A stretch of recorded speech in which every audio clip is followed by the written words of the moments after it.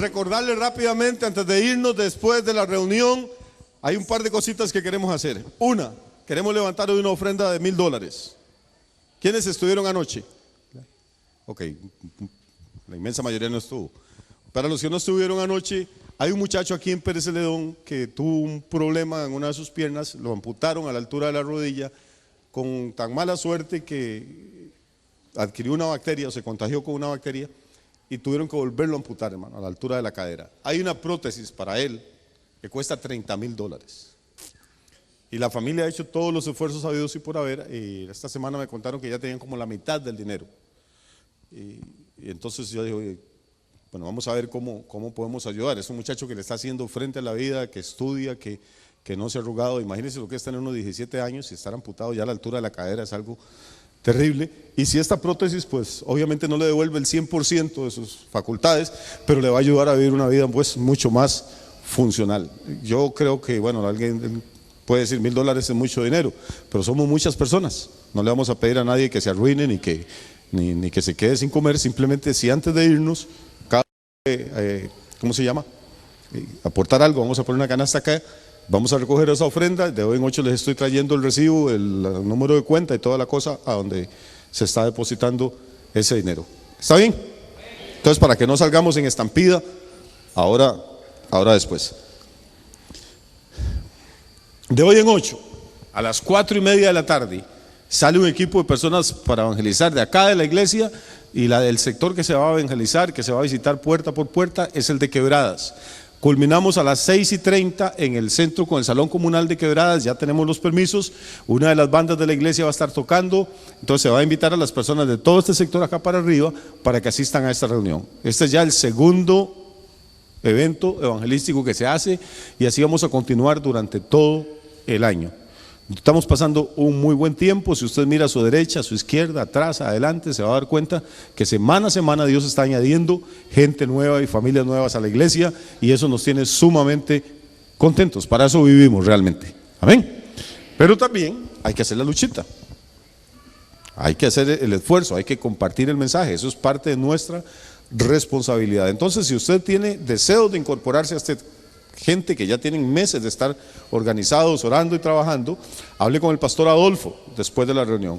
Hay grupos de mujeres, hay grupos de ancianos, hay grupos de niños, hay grupos de jóvenes. La iglesia tiene muchos departamentos y ojalá que cada uno se involucre.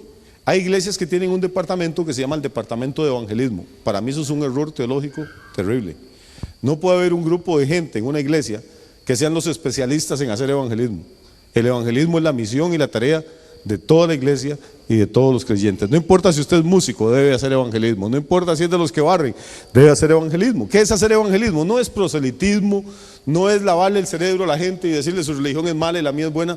Evangelismo es compartir las buenas noticias de que Dios no está enojado con nosotros, de que a pesar de nuestras rebeliones, de nuestras desobediencias, de nuestros fallos, Dios nos ama, y nos ama de tal manera que envió lo mejor que había en el cielo, a Jesucristo, para que muriera por nosotros y para que todo aquel que en él cree no se pierda, sino que tenga vida eterna. Eso es hacer evangelismo. El evangelismo no es ir a pelear por religiones. Evangelismo no es ir a condenar lo que otra persona considera que es verdadero, ni ir a presumir y decir yo tengo toda la verdad, porque eso es falso. Toda la verdad la tendrá el Señor nada más, y nosotros solo vamos recibiendo pedacitos que Él en su misericordia nos regala. Entonces esto no es salir a condenar a la gente. Evangelismo no es salir a la gente y decirle yo antes era un pecador como usted, pero ahora vea qué santo soy. Eso es fariseísmo. Evangelismo es decirle a la gente, no importa dónde usted esté, no importa qué bajo que usted haya caído, no importa qué desesperado se sienta, ahí la mano de Dios lo puede alcanzar, la mano milagrosa, la mano poderosa de Dios, y lo puede tocar y restaurar y levantar. Eso es dar buenas noticias en un mundo que está plagado de pésimas noticias. Esta mañana, perdón, vamos a abrir la escritura en el tercero de los evangelios, el evangelio de Lucas.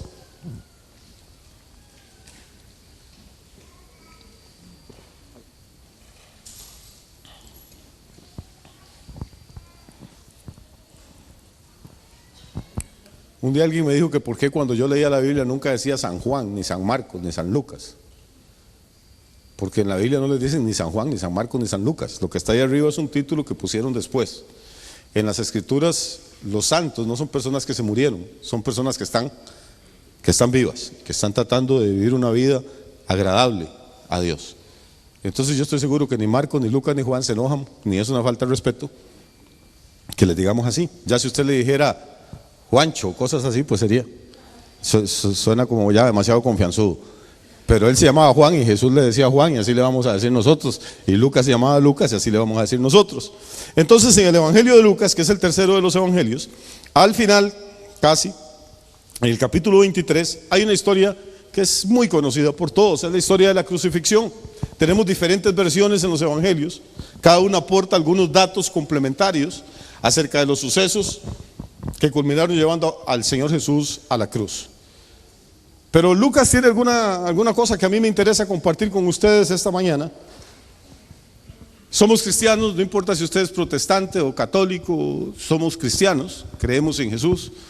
Una cosa que a mí me molesta hoy en día, y voy a decirlo con todo el corazón en la mano, es que la gente pregunta, ¿usted es católico o es cristiano? Y eso fue una cuestión que inventaron los evangélicos y que ya los católicos lastimosamente la compraron y dicen, no, yo no soy cristiano, soy católico.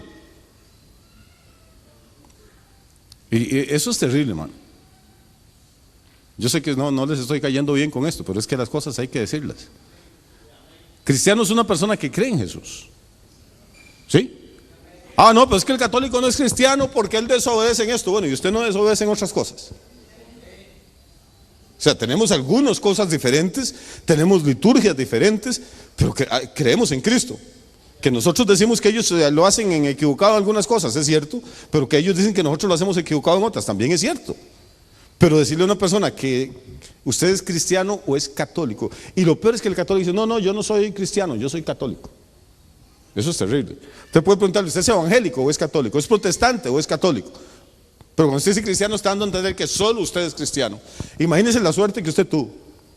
Hay como 20,000 religiones en este mundo, hay no sé cuántos mesías, hay 8,000 millones de seres humanos, y usted, que entre esos 4 gaticos que tiene a la par, son los privilegiados que agarraron la única iglesia verdadera. Qué dichoso. ¿No le parece que es un poco soberbio creer que solo nosotros nos vamos a morir y vamos a ir al cielo? Creemos que la gracia de Dios es tan pequeña, que la mano de Dios se ha cortado para salvar y que solo va a salvar aquí había un grupo por Buenos Aires, por Huerras ahí, eran 14 personas, nada más es lo que era el grupo, contando el pastor, la esposa, yo creo que los hijos, y decían que en todo el planeta solo ellos eran salvos porque solo ellos tenían la doctrina verdadera. ¿Te imaginas qué clase de Dios más pobre? Crear todo este universo, pasar miles de años la humanidad en esta tierra, mandar profetas, mandar a Jesucristo, enviar al Espíritu Santo para salvar solo a 14 personas de Huerras de Buenos Aires. Y ni por la cabeza les pasa el ridículo que están haciendo. Tanto católicos como no católicos, si creemos en Jesús, tenemos como una de nuestras doctrinas centrales que Cristo es el Hijo de Dios, que vino a este planeta, que se encarnó en el vientre de la Virgen María, que vivió una vida impecable, una vida perfecta, que nunca hizo nada que estuviera fuera de la voluntad del Padre, que enseñó mediante parábolas, enseñó con su ejemplo, que hizo milagros extraordinarios y finalmente, cuando tenía unos 33 años de edad, fue tomado por el poder romano, fue juzgado como rebelde al poder de Roma, lo crucificaron, estuvo 6 horas en la cruz, estuvo 3 días y 3 noches en la sepultura y al tercer día resucitó de los muertos, estuvo unos días más aquí en la tierra compartiendo con sus discípulos y después ascendió al cielo y se sentó a la diestra del Padre, y de ahí, en una fecha que no sabemos y que nadie se debería poner a vaticinar, en una fecha que no sabemos, Él va a regresar a juzgar a los vivos y a los muertos. Eso es el corazón del evangelio, eso es el corazón de nuestra fe. Lo demás pues ya son cosas que pueden tener su importancia o no, pero son secundarias. Si usted cree que Jesús es el Hijo de Dios, si cree que nació de una virgen, si cree que murió sin pecado, si cree que murió en la cruz por nuestros pecados y derramó su sangre, si cree que fue sepultado y estuvo sepultado 3 días y 3 noches, que el Padre lo levantó de los muertos, que está sentado ahora a la diestra del Padre y que va a regresar a esta tierra, amigo, usted es cristiano. Lo demás pues podemos ponernos a discutir, podemos ponernos a tratar de buscar versículos para un lado o para el otro, lo que usted quiera, y debemos de hacerlo con amor y con respeto. Pero lo importante es creer esto. Y la historia de la crucifixión Aparece ahí en Lucas 23. Voy a tomar este pasaje por varias cosas. Pastor, si ya todos no sabemos eso, ¿para qué va a hablar de eso? Bueno, número uno, porque hay que entender, y estuvimos enseñando la semana pasada, el entorno. Si no entendemos el contexto, no vamos a entender lo que ocurrió. Vamos a hablar un poquito del entorno político. ¿Cómo muere Jesús de Nazaret? Muere crucificado. Ya solo eso nos está diciendo algo. Todos hemos oído hablar de la cruz, todos han visto crucifijos, algunos hasta los utilizaban antes. Nosotros no utilizamos ahí una cruz con un Jesús pegado a la cruz, porque creemos que Jesús estuvo colgado de ese madero durante 6 horas, nada más, nada más. Y después estuvo 3 días y 3 noches en una tumba, o sea que pasó más tiempo en la tumba que crucificado. Entonces sería más lógico que usted anduviera una cadenita de oro y en vez de andar a Cristo gritando una cruz, lo anduvieran vuelto una sábana ahí, porque estuvo más tiempo en la tumba que en la cruz. Y todavía sería más lógico que no lo anduviera en ninguna parte, porque aunque estuvo 72 horas en la tumba, de ahí el Padre lo levantó y lo sentó a la diestra y nadie lo ha visto, y está lleno de gloria y lleno de majestad. Así es que nosotros aquí no estamos adorando a un judío que está roto y sangrando en la cruz, estamos adorando al Rey de Reyes y Señor de Señores. Ya Él pasó lo que tenía que pasar. Y esa es la razón por la que nosotros no utilizamos crucifijos. Pero todos hemos visto un crucifijo en algún otro momento de nuestra vida. Pero a veces no nos paramos a meditar. ¿Por qué Jesús muere en la cruz? La cruz es una de las formas más terribles para ejecutar a un ser humano. Si usted cree que alguien es tan malo y que merece que lo maten, pues debería haber, si es que usted está a favor de la pena de muerte, y en aquella época todo el mundo lo estaba, debería haber formas más humanas. Ahorcar a alguien, cortarle la cabeza. En Estados Unidos lo sientan en la silla eléctrica o le ponen la famosa inyección letal y le dan primero pastillas para que no esté nervioso y después otro somnífero y por fin le ponen otro y le ponen médicos y un montón de situaciones ahí. Pero si hay una muerte brutal, si hay una muerte terrible, es la muerte de cruz. ¿Por qué? Porque podían hacer agonizar a una persona durante horas. Porque la cruz, como les decía un día de esos, no mata a nadie. Que lo acuesten a usted en 2 maderos y que le metan un clavo en cada palma de la mano y otro en los pies no lo va a matar. De hecho, todos los años en Filipinas hay gente tan ignorante y tan fanática que todas las Semanas Santas en Filipinas piden que los crucifiquen a ellos. Y se acuestan y les meten clavos de verdad y lo levantan ahí y están horas agonizando, ofreciéndole ese dolor y ese sacrificio a Dios. Vea el problema terrible de la ignorancia. Usted no necesita sangrar ni sufrir para que Dios lo perdone. Cristo sangró y sufrió todo lo que tenía que padecer para que usted no tuviera que ir a la cruz. Nosotros ya fuimos crucificados, dice Pablo, juntamente con Cristo. Ya usted no necesita que nadie le dé latigazos. Hay gente que en las Semanas Santas va en la procesión. Yo me acuerdo de un señor en Heredia que salían haciendo la dramatización esa. Y un año, y la hacían muy linda, venía gente de otros países a verlo. Y un año el que hacía de Jesús renunció. Y le preguntaron, ¿por qué renunció si se quedaba tan lindo? Porque a mitad de año se había peleado con el que hacía de verdugo romano. Y entonces el que hacía de verdugo se aprovechó que estaba en media procesión y le traía dándole pero leñazo limpio de verdad y él no se podía quitar. Ya no hay necesidad ni de darnos garrotazos, ni de crucificarnos, ni de hacer penitencias terribles para que Dios nos perdone nuestros pecados, porque la cruz es la muerte más terrible que el ser humano ha podido inventar y se la aplicaron a Jesús. Pero aquí hay otro detalle: la cruz no es una manera judía de ejecutar a los criminales. Y aquí esto debería empezar a despertarnos un poquito de curiosidad. La cruz es un suplicio romano. Fue utilizado ampliamente por los romanos en todos los territorios que ellos conquistaban y en la misma ciudad de Roma. Hubo un líder de esclavos, un líder de gladiadores que se llamó Espartaco. Si alguna vez puede ver, aunque sea la película, véala. Y Espartaco dirigió una rebelión de esclavos. Los romanos sofocaron la rebelión y crucificaron a cientos de esclavos a lo largo de las calles, de las avenidas. Digamos que en vez de ver postes de electricidad de lice, usted lo que ve eran cruces y hombres aullando y gritando y retorciéndose de dolor y agonizando de sed y de deshidratación y hemorragias ahí arriba. Era terrible. La cruz era típicamente romana. Cuando Nerón desata la persecución contra los cristianos, como en el año 64 después de Cristo, Nerón vuelve a llenar las calles de Roma de cruces. Pero ahora con un refinamiento, bañan con alquitrán el cuerpo de los crucificados y en la noche les prenden fuego para iluminar las calles. Eso significaba en esa época ser cristiano. Hoy en día si llueve ya nosotros no queremos ir a la iglesia. Si hace sol, que qué pereza, que es que es muy caliente y no hay ventanas. ¿Qué tal si nos crucificaran y nos embarraran con alquitrán y después nos quemaran? ¿Cuántos quedaríamos? Pero ese no es mi punto. Mi punto entonces es que la cruz es un modelo de ejecución típicamente ¿qué? Romano. Jesús muere ejecutado no por los judíos, muere ejecutado por los romanos. Esto es algo que hay que repetirle a la gente miles de veces porque tenemos 2000 años de estar equivocados. Los judíos no matan a Jesús y han muerto cientos de millares de judíos inocentes a lo largo de la historia porque la gente ni siquiera les ha explicado a los cristianos esta verdad. Los judíos no podían crucificar a nadie. De hecho, los judíos en la época de Jesús están sometidos al imperio romano. Tienen un representante del poder del César viviendo ahí, en la tierra de ellos. Se llama Poncio Pilato, es el procurador.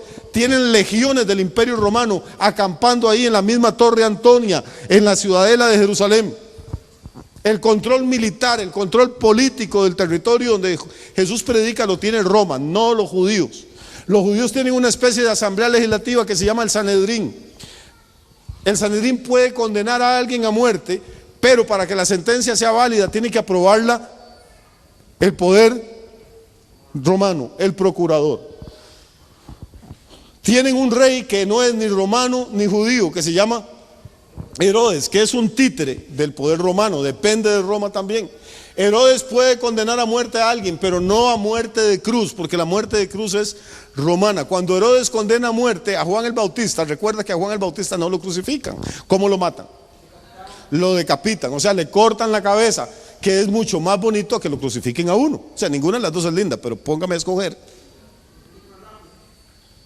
Y lo decapitan y usted muere rapidito, muere sin sufrimiento. Pero a Jesús, no sé si lo estoy perdiendo, pero es que esto es importante que quede claro. Muy bien, vamos a ver. Cuando los judíos dicen que alguien merece morir ejecutado, tiene que ser por una razón religiosa, porque ellos no tienen poder político, pero tienen el poder religioso.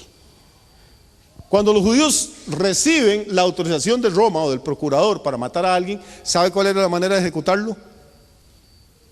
A pedradas. Toman a una mujer adúltera en San Juan 4, ¿se acuerda? Se la traen a Jesús y le dicen: maestro, esta mujer fue sorprendida en el acto mismo del adulterio y nuestra ley dice que estas mujeres hay que apedrearlas. Entonces, los judíos pueden ejecutar gente ¿cómo? Apedreándola. Herodes, que no es ni judío ni romano, puede ejecutar gente ¿cómo? Decapitándola. Pero Roma, que es el poder militar y el poder político, conoce solo esta forma de ejecución, la cruz. Entonces Cristo muere bajo el poder romano, muere ejecutado en un instrumento de tortura utilizado por los romanos. Eso es lo primero que hay que entender. ¿Cuál es el contexto político? Ahora, ¿cuál es el contexto social y económico en esa época? Es una época de mucha pobreza, es una época de mucho descontento. Los judíos sienten que les están profanando la tierra. Los estandartes de Roma tienen águilas arriba y la ley judía les prohíbe a ellos hacerse imagen de nada que esté arriba en el cielo, ni abajo en la tierra, ni en las aguas debajo de la tierra, y consideran que las imágenes de las águilas de oro que tienen los estandartes están profanando el templo y están profanando la ciudad santa. Están incómodos. Ha habido muchas rebeliones en la época de Jesús. Están esperando un Mesías que venga y los liberte del yugo romano. Hay muchísima pobreza. Los romanos están cobrando impuestos altísimos a la provincia de Palestina para mantener los ejércitos que tienen en África, en Asia, en Europa, para construir termas, teatros, ciudades lujosas por donde quiera que van. Los campesinos tienen hambre, la gente está pobre. Jesús cuenta por algo de una mujer que se le pierde una simple monedita y se hace loca y tiene que encender la luz y barrer la casa, ¿se acuerda? Por una moneda. Jesús cuenta de una mujer muy devota que va al templo a ofrendar y dice que lo que echa apenas es una blanca, la monedita más insignificante, como echar una moneda de 5 céntimos. Dice, esa mujer echó de su sustento todo lo que tenía. Imagínense qué cuadro de pobreza. Echó esa moneda y era la última que iba a comer al día siguiente en su casa. Y como hay pobreza, hay delincuencia. Y entonces los campos están llenos de asaltantes. Los caminos están llenos de cuadrillas que atacan a los peregrinos, que atacan a la gente. A veces estamos leyendo la Biblia y no nos paramos a pensar en estos detalles. Jesús cuenta una parábola que todos hemos oído, la del buen samaritano, del hombre que se está moviendo, recuerda, entre Jerusalén y Samaria. ¿Y qué le pasa? Dice que lo asaltan unos ladrones y le caen y lo dejan como muerto. O sea, hay ladrones en los caminos. Jesús usa el contexto social. Dice: el ladrón no viene sino para robar, para matar y para destruir. La gente sabía, porque muchos de ellos o habían sido robados o eran ladrones. Pero yo he venido, dice el Señor, para que tengan vida y para que la tengan en abundancia. Entonces, cuando nosotros vemos la imagen de la crucifixión en Lucas 23, y vamos a leerla ya, tenemos que ir teniendo en cuenta estas cosas. Verso 26 dice: llevándole, tomaron a cierto Simón de Cirene, que venía del campo, y le pusieron encima la cruz para que la llevase tras Jesús. Y le seguía gran multitud del pueblo y de mujeres que lloraban y hacían lamentación por él. ¿De qué nacionalidad eran esta multitud del pueblo que seguía a Jesús? ¿De qué nacionalidad están las mujeres que lloraban y hacían lamentación por el Mesías? ¿Eran qué? Judíos. Vuelvo a leer el versículo. Le seguía gran multitud del pueblo. ¿De cuál pueblo? Del pueblo judío. ¿Y las mujeres, a cuál pueblo pertenecían? Al judío. Y lloraban y hacían lamentación por él. Entonces a nosotros nos hicieron creer durante 2000 años que los judíos eran una gente demoníaca, malísima, que fueron los que mataron a Jesús. Y aquí yo lo que veo es que la multitud del pueblo va llorando detrás de Jesús. ¿Por qué va llorando? Porque lo van a crucificar. ¿Quiénes lo van a crucificar? Los romanos.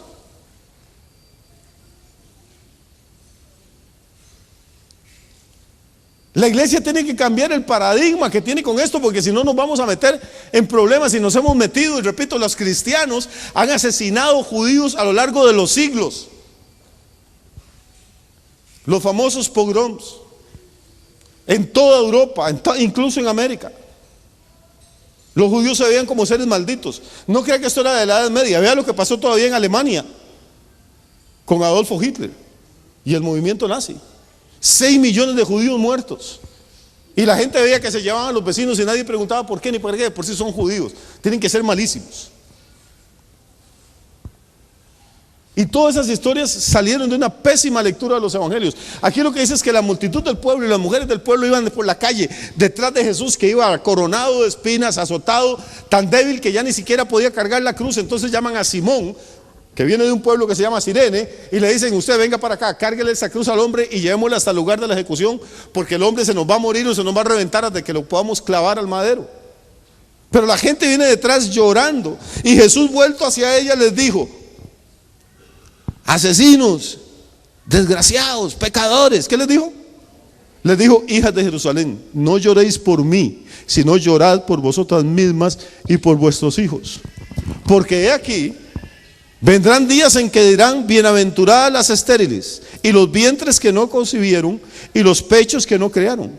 Y entonces comenzarán a decir a los montes: caed sobre nosotros, y a los collados: cubridnos. Porque si en el árbol verde hacen estas cosas, en el seco, ¿qué no se hará? ¿Cómo las está tratando Jesús? ¿Ah? No les está echando la culpa a nada. Dice: hijas de Jerusalén, las está consolando más bien. Les dice: hijas de Jerusalén, no lloren por mí. Lloren más bien, ¿por qué? Lloren por ustedes, lloren por sus hijos.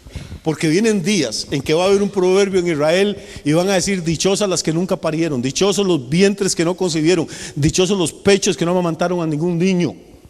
Ve como Jesús los está condenando al infierno. No, hermano, entienda, las está consolando. Estas mujeres y este pueblo están afligidos por él, los está consolando. Dice: más bien oren por ustedes, porque si supieran lo que viene sobre Jerusalén.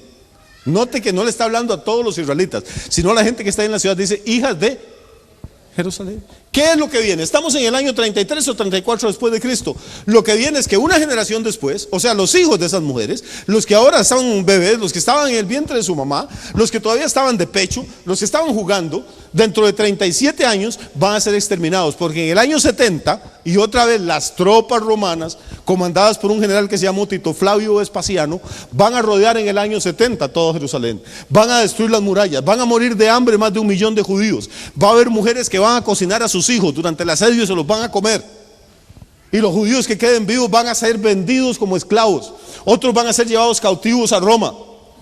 Todavía existe el Arco del Triunfo que se hizo en Roma para celebrar la destrucción de Jerusalén. Las niñas de 8 y 9 años van a ser tomadas por centenares y vendidas en los puertos, en los burdeles de los puertos como prostitutas. Israel rechazó al Mesías y Jesús llora por Jerusalén. Y dice: ay, si hubieras sabido lo que era bueno para tu paz. Pero Jesús no le está diciendo: oiga, ustedes me están matando, me están asesinando, y todo esto les va a pasar. No, lo que le está dando una profecía a ustedes y a sus hijos: vienen cosas terribles. ¿Por qué? Porque me rechazaron, pero no porque me están crucificando. No sé si me estoy explicando. Hay que entender las dos cosas. Una cosa, el rechazo que hacen los judíos de Jesús es un rechazo religioso. La crucifixión es una ejecución política, es otra cosa completamente diferente. Y a veces la iglesia no logra entender esto. Y sigue, vamos a leer el texto porque aquí hay algo que más que es interesante. Versículo 31 dice: porque si en el árbol verde hacen estas cosas, en el seco, ¿qué no se hará? Esto es un proverbio que Jesús está inventando en este momento, porque no lo tenemos en ninguna otra fuente. ¿Quién sería el árbol verde en este proverbio? Jesús. ¿Quién sería el árbol seco? Si en el árbol seco hacen estas cosas, en el árbol verde hacen estas cosas, pregunta Jesús: en el seco, ¿qué no se hará? O sea, si a mí me hacen estas cosas, eso sería a mí que soy el Hijo de Dios, a mí que no tengo pecado, no lo está diciendo, pero eso es lo que implica, a mí que he hecho milagros, a mí que los he bendecido, a mí que les he dado de comer, me hacen esto, ¿qué no les van a hacer a ustedes? ¿Quiénes? No Dios, los romanos.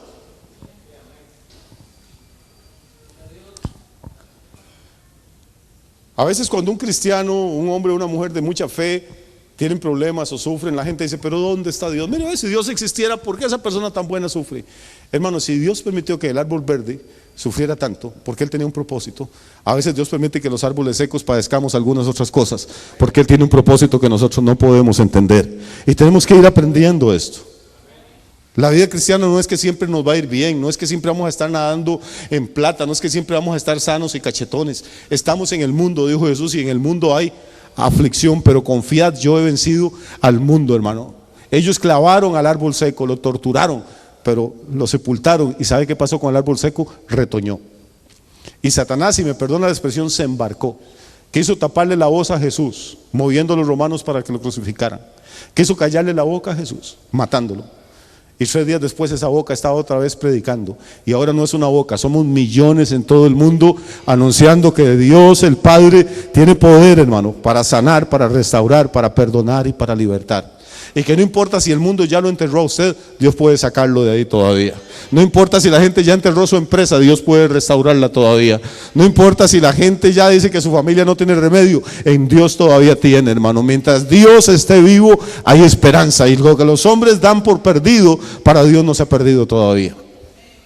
Esa es la maravilla del Evangelio. Hay otra historia que sigue aquí. Vea que yo sé que todos conocemos el cuento de la crucifixión, lo hemos oído tantas veces, pero si usted lo empieza a desmenuzar un poquito, se va a dar cuenta que hay cosas muy bonitas. Verso 32. ¿Quién no ha ido a un Via Crucis, por ejemplo, en la Semana Santa? ¿Quién no ha hecho todas las famosas estaciones, aquellas donde Jesús va y lo azotan y aparece la Verónica, que nunca apareció en la Biblia? Porque como que no daba el número y tuvimos que inventarnos algunas. La Verónica no está en ninguna parte. Verónica es un pase de toreo. Y una señora que vende copos ahí abajo. Dejémonos. En el Via Crucis hay elementos que no son bíblicos y hay elementos bíblicos que no están. ¿Cuándo vio usted a los 2 ladrones? Porque lea lo que dice aquí. Que en esa calle, donde había hombres y mujeres llorando detrás de Jesús, dice el versículo 32, llevaban también con él a otros 2 que eran malhechores. ¿Para hacer qué? O sea, llevaban a 2 personas más para ejecutarla. Jesús va tan débil que ya no puede cargar la cruz, entonces llaman a Simón de Cirene para que la lleve. Pero los otros 2 están como más enteros físicamente y ellos tienen que ir cargando su propia cruz. Llevan el travesaño aquí amarrado. Y toda la gente que ve pasar a un hombre por las calles de Jerusalén o de cualquier ciudad del imperio con un travesaño de madera aquí arriba, sabe que ese hombre está muerto, está caminando, pero lo que le quedan son horas de vida. Va para el sitio de la ejecución. Entonces note que Jesús no muere solo. Desde que salen del pretorio de Roma y van camino hacia el Calvario, Jesús no va solo. Dice, llevaban con él. ¿Quiénes lo llevaban? Las mujeres judías, la multitud del pueblo. No, ¿quiénes lo llevaban? Los romanos. Llevan otros dos, ¿qué? ¿Qué es un malhechor? Es una gente que hace malas cosas, que hace malos hechos, mal hechor, mal hacedor, mal actor. Digamos nosotros una rata, un sinvergüenza, un maleante, un delincuente, como quiera ponerle. La palabra griega es lestai. Llevaban con él dos lestai. Lestai en griego es un asaltante de caminos, es un bandolero, es una persona de esas que brincaban y decían la bolsa o la vida, es una persona de esas que vivían en el monte, posiblemente por la pobreza que había, la situación social y económica era muy difícil, se escondían en la montaña y cuando pasaba alguien, ojalá peregrinos que iban al templo y llevaban ofrendas o diezmos, ellos le caían encima y se los robaban. Se iban mujeres, pues las violaban y ahí tenían el sexo que no podían conseguir en la montaña.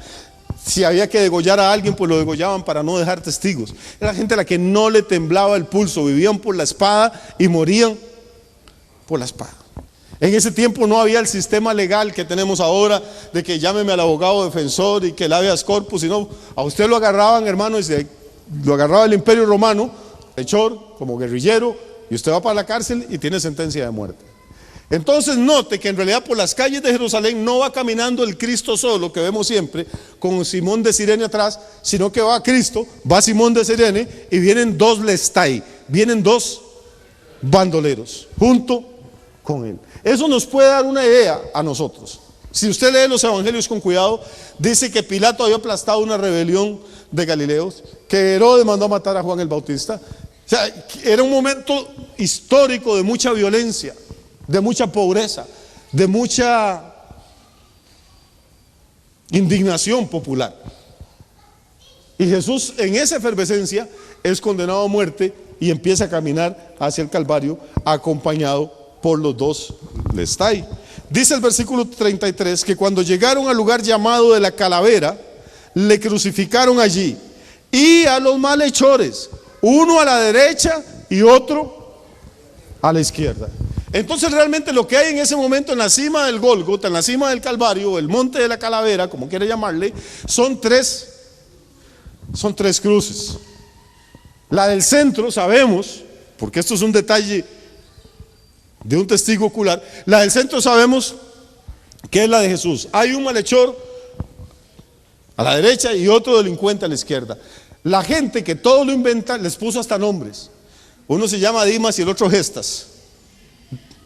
Usted no tiene que creer todos esos cuentos que oyen, no hay ningún documento que diga que llamaban así. Eso es como los magos que se llamaban Melchor, Gaspar y Baltasar. Tampoco hay ninguna historia que diga así, ni hay ninguna historia que diga que la mamá de la Virgen María se llamaba Santa Ana y el papá San Joaquín. Todo eso son cuentos de camino. La Biblia no habla de nada de eso. Eso son tradiciones de hombres. Cuando yo era chiquitito me enseñaron una canción que decía Señora Santana, ¿por qué llora el niño? ¿Se acuerdan? Fue una manzana que se le ha perdido y mi mamá me dormía haciendo. Y lo difícil fue después descubrir que no había ni Santana, ni manzana, ni nada de esas cosas. Fue espantoso. Y peor fue descubrir que no existía San Nicolás. Eso fue un trauma que no he logrado superar todavía. Pero hoy, por ser el Día del Amor y la Amistad, quizá el Señor sustituya a algún Nicolás. Ok, seguimos. Cuando llegaron al lugar llamado la Calavera, le crucificaron allí y a los malhechores, uno a la derecha y otro a la izquierda. Qué lindo lo crucificaron. ¿Qué era crucificarlo? Bueno, hacían un hueco más o menos de 1 metro, 1,5 metros de profundidad, los romanos. Luego, a la par de ese hueco, acostaban un poste de unos 3 metros, 3,5 metros de largo. Tomaban el travesaño que llevaba el reo en las manos y le clavaban las manos al travesaño. No sé si usted puede imaginar que siente uno que agarren con un mazo de 8 o 10 libras y empiecen a meterle un pin de hierro a través de la piel, de los músculos, de los tendones, hasta que lo peguen con la madera. Y luego lo acostaban sobre el palo largo y le montaban un pie sobre el otro y atravesaban con un pin más largo los dos pies. Y ya quedaba fijado. Y después con cuerdas empezaban a levantar desde la punta hasta poner la cruz recta, ya con el hombre guindando. Y luego 2 soldados con el hombro empujaban el poste para que cayera dentro del hueco. Imagínense el cimbronazo de caer 1 metro o 1,5 metros, usted clavado. Luego aterraban el hueco, como sembraron un poste de cerca, y el tipo quedaba ahí, hermano, hasta que se desangrara, hasta que muriera, los días que durara.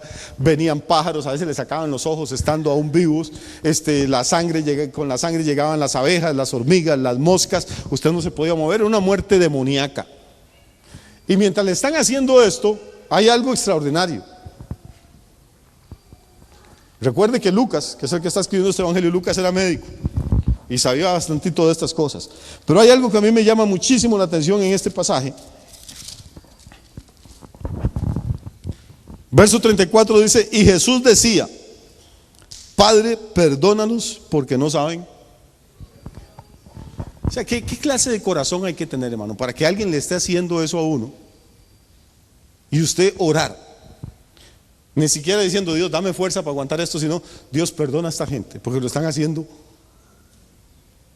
Seamos honestos nosotros mismos, bajémonos del caballo de la espiritualidad falsa. Alguien le quiere hacer algo como eso a usted, ¿y qué hace usted? ¿Usted va a orar para que Dios lo perdone? Ah, no, así, en plan.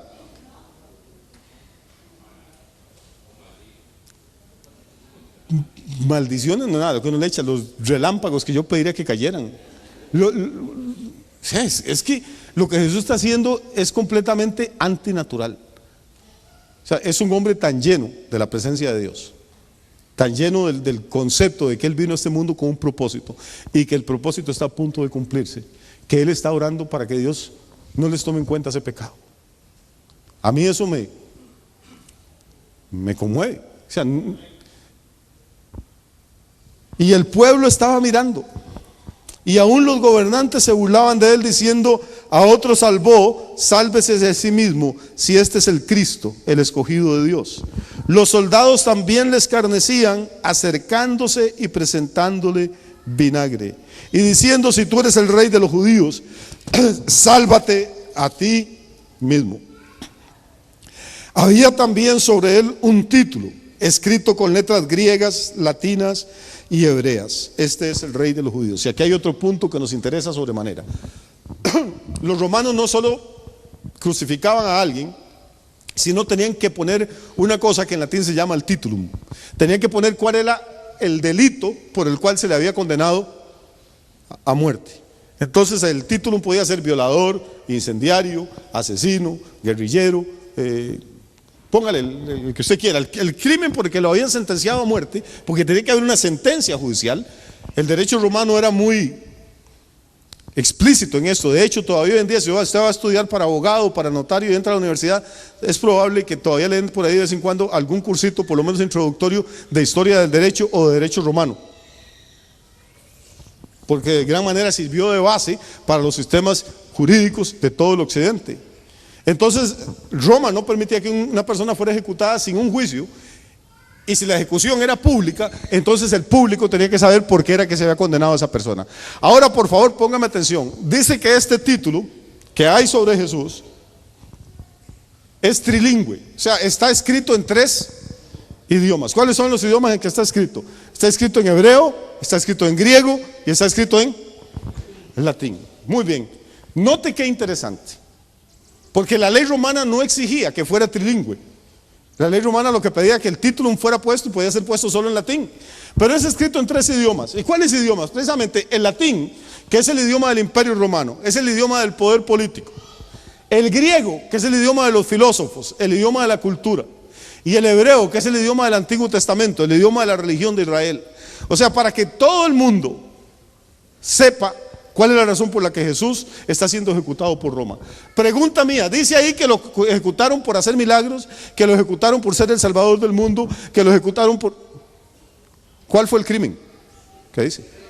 Ahí decía cuál era el crimen por lo que ejecutaron. Dice: Jesús Nazareno, rey de los judíos. Todavía hoy cuando usted ve los famosos crucifijos esos, ve unas iniciales ahí que dicen INRI.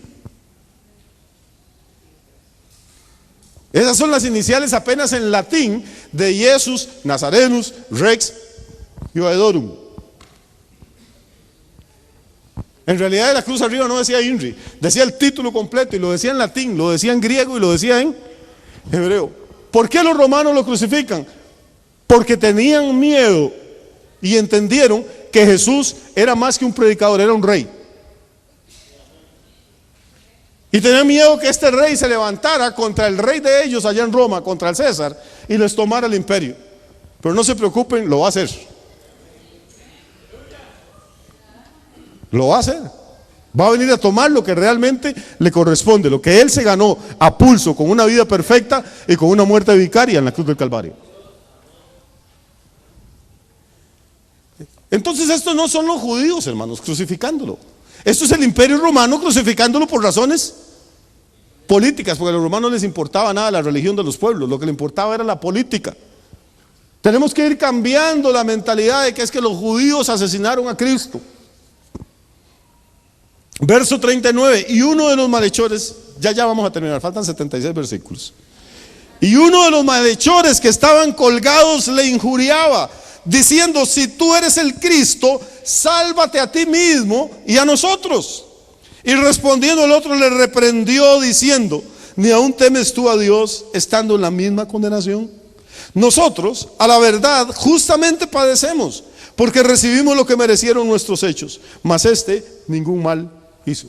Fíjate qué interesante, hay 3 hombres clavados, desnudos, desangrándose en una cruz en medio de unos dolores terribles y están conversando. Uno está maldiciendo a Jesús, uno está desesperado por el dolor, por la vergüenza, porque sabe que le quedan horas apenas de vida y maldice a Jesús y le dice: eres un mentiroso, si hubieras tenido algún poder te habrías salvado, te bajarías de esta cruz y nos salvarías a nosotros. Y empieza a insultarlo y a maldecirlo, a injuriarlo, dice la Escritura. El otro que está, y Jesús no le contesta nada, está injuriándolo tan fuerte que el otro que está al otro lado de Jesús escucha y vuelve la cabeza y le dice: oiga, pero ni aún muriéndose tiene usted temor de Dios. ¿Por qué insulta a este hombre? Él no ha hecho nada malo. Él está colgado aquí injustamente. Nosotros sí nos merecemos lo que nos está pasando. Y créame que este es uno de los primeros milagros que yo veo en esta historia.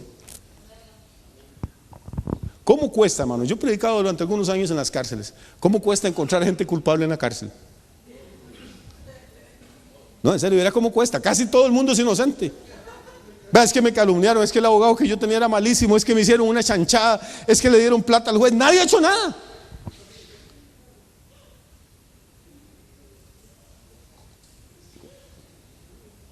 ¿Cuántos de ustedes tienen algún amigo que haya chocado el carro alguna vez?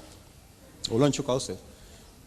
Pero casi ninguno tiene ningún amigo que haya sido el culpable del choque. Es que el viejo venía y se me metió, hermano. Siempre es el otro. Una de las cosas que más cuesta en la vida y que muestra una tremenda madurez es aceptar nuestra responsabilidad. O sea, si hicimos algo y si yo fui el de la culpa, vea, en este momento no tengo plata para pagarle los daños de su carro, nada, pero vea, aquí está el reloj, aquí están los zapatos, este es mi teléfono, esta es la fotocopia de la cédula. Mi amigo, fue mi culpa y yo le voy a pagar. Una vez choqué allá por San Pedro de Montes de Oca, estaba lloviendo a cántaros, yo estaba haciendo un alto, iban 2 filas de vehículos hacia San José y el otro carril venían 2 y uno de los señores, los 2 de esta fila paran, me hacen con las luces que pase y yo venía para Pérez. Paso, asomo la trompita para ver si no viene nada de allá y en lo que asomo la trompa venía un automóvil que nunca supe ni qué marca, era una cosa nueva del año, parecía como de otro planeta. Quedó el carro en gajos. El mío, el bumper quedó por allá, el foco guindando por el otro lado, la parrilla del radiador. Ya pongo el freno de mano, las luces de emergencia, aquel baldazo en un guasaterreno, me bajo y me voy al carro, le toco la puerta al chofer y me abre. Y le digo: brother, ¿qué pasó? ¿Hay alguien golpeado? Y me dice: no, estoy bien, pero estaba como. Le digo: mejor quédese quedito unos segunditos. Le digo: después se baja, no se baje todavía. Ya se baja. Y aquella presa, o sea, los 4 carriles bloqueados para San José y para todos lados. Llega el policía de tránsito. ¿Qué fue lo que pasó? Y le digo: no, es que yo me salté el alto, yo le invadí el carril del señor, él venía un poco rápido, pero venía el carril de él. Y se queda el policía viéndome y me llama aparte y me dice: don Yamil, ¿De dónde, para dónde va usted? Le digo, para Pérez. Me dice, ¿dónde vive usted? En Pérez. Me dice, yo soy de Pérez también. Mire, le voy a dar un consejito. ¿Nunca se eche usted toda la culpa del accidente? Dice, porque después dice, viera la bronca, ¿qué es esto? Y digo, no, bro, pues que es así, el muchacho no tenía la culpa, él no tenía culpa, él venía en el carril de él, estaba lloviendo, yo tenía que asomarme para ver, y me dio, bueno, ya usted haga lo que quiera. Resulta que según la ley de tránsito, yo no todavía es igual, donde uno tiene el accidente tiene que ir a esa alcaldía o a ese juzgado a presentarse, a declarar. Ay, el muchacho que se agarraba la cabeza y me decía, este carro era del ministerio no sé de qué, está nuevo, me lo acaban de dar, me voy a quedar sin trabajo. Le digo, brother, deme el número de teléfono de su oficina. Yo llegué aquí, al día siguiente llamé. Mire que fulanito de tal tuvo un accidente, yo soy la persona con la que colisionó, yo tuve la culpa, no tuvo ninguna responsabilidad, él venía bien. Bueno, el cuento fue así. Como 8 días después, o no sé cuántos días, me quedo viendo la citación, tengo que ir a declarar a la alcaldía. Le digo a Luisa, por favor acompáñame porque yo tengo mucho miedo a esas cosas. Me voy y entro ahí y me dice, no señor, la cita suya era ayer, ya la otra persona vino a declarar y ahora lo que el otro declaró es lo que consta en actas y ya a usted no le podemos tomar la declaración. Y me fui para la casa como con ganas de cosco, idiota, nadie me tenía de sapo, ¿qué me costaba? Llegué a la casa y como a los 3 días me llamó el viceministro del ministerio ese. Señor Jiménez, que usted fue de un problema. Sí, señor. Mire, no se preocupe, el carro nosotros tiene full póliza, ya eso lo va a arreglar. Le doy muchas gracias por su honestidad, le doy muchas gracias por su integridad. Muchacho que tuvo el problema sigue trabajando, no hay ningún problema y sigue usted para adelante, arregle el suyo. Arregle el suyo. Pero ¿cómo cuesta encontrar gente inocente? Y a mí me encanta este ladrón. Regaña al otro y lo exhorta y le dice, usted no está tan carebarro, nosotros dos hemos sido unos ratas sinvergüenzas toda la vida y mire lo que nos está pasando. Pero este hombre, ¿quién lo vio robar? ¿Quién lo vio hacerle mal a alguien? ¿Quién lo ha visto mentir? A él lo clavaron injustamente, pero nosotros sí nos lo merecemos. Y después deja de hablarle al otro ladrón, al colega, y se vuelve hacia Jesús y le dice algo que es espectacular, y con esto voy a terminar. Le dice, acuérdate de mí cuando vengas en tu reino. Así que en esta pequeña historia, mire, hay una radiografía de cómo era la situación política en esa época en Palestina, de cómo era la situación social, de cómo era la situación religiosa.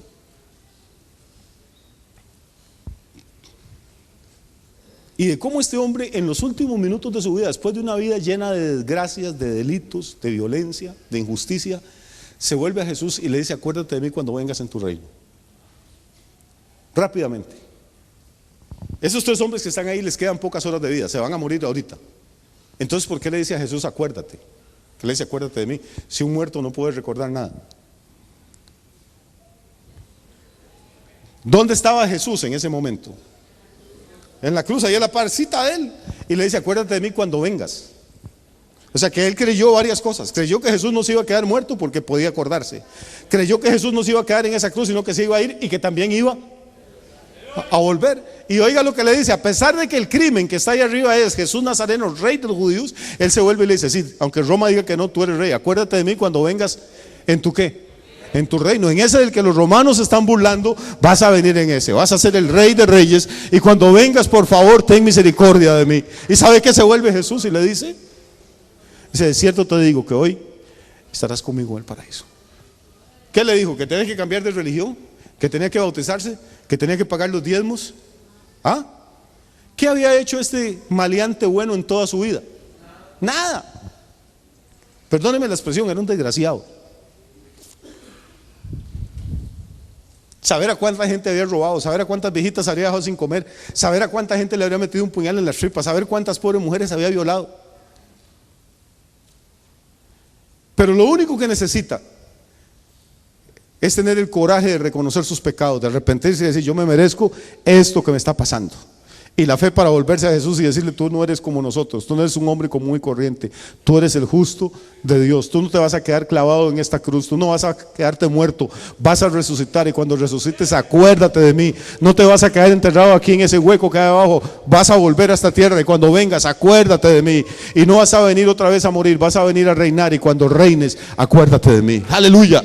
Y con solo esas palabras Jesús le garantiza que ese hombre recibió la salvación. ¿Sabe, amigo, por qué usted no es salvo? Porque ha pasado toda su vida echándole la culpa a otras personas. A su papá, a su mamá, a sus amigos, al maestro, al que abusó de usted, a Juan, a Pepe, al marido, a la mujer, a los hijos. Hasta que uno no aprende a aceptar sus propias responsabilidades en la vida. Y a decir, bueno, yo tal vez no he sido ni un ladrón, ni un asesino, ni un violador, no he sido una rata como esos Lestai que estaban ahí en la cruz, pero la verdad es que comparado con Jesús, yo no soy nada. Él es la santidad perfecta y yo estoy lleno de pecados y defectos. Es eso. Y luego usted se vuelve nada más y le dice al Señor, Señor, acuérdate de mí cuando vengas en tu reino. ¿Sabe quién estaba a los pies de esa cruz? María, la madre de Jesús. Pero para salvarse el ladrón no le habla a María, le habla a Jesús. ¿Sabe quién estaba a los pies de esa cruz? Juan, el discípulo amado de Jesús. Pero para salvarse el ladrón no le habla a Juan ni a ningún otro santo, le habla a Jesús. Amigo, con todo el respeto que tenemos por santos y ángeles y arcángeles y vírgenes, no hay ninguno de ellos que muriera por usted en la cruz. No hay ninguno de ellos que sangrara por usted en la cruz. No hay ninguno de ellos que fuera azotado, escupido y clavado, excepto Jesucristo. Por eso es que no hay ningún otro nombre bajo el cielo dado a los hombres en que usted pueda ser salvo. Por eso es que hay un solo mediador entre Dios y los hombres, Jesucristo hombre. Y no importa lo bueno que usted crea hacer o lo malo que piense haber caído, lo que Dios está esperando esta mañana de usted nada más es simplemente que vuelva la cara, que la quite del televisor un rato, que la quite del fútbol un rato, que la quite del campo de exposiciones, de la novia o del marido, de los hijos, y que ponga una mirada de fe en Jesús. Y le diga, Señor, entiendo que fuiste a esa cruz no por tus pecados, porque no tenías ninguno, sino que fuiste por los míos, que tenía muchos. Y yo quiero que tú tengas memoria de mí cuando vengas en tu reino. No de mis pecados, Señor, sino de mi arrepentimiento en esta hora. ¿Y sabe qué le va a decir el Señor? Hoy estarás conmigo en el paraíso. Padre, te damos gracias en esta mañana. Queremos bendecirte por tu palabra, porque tu palabra es verdad. Gracias por tu amor infinito.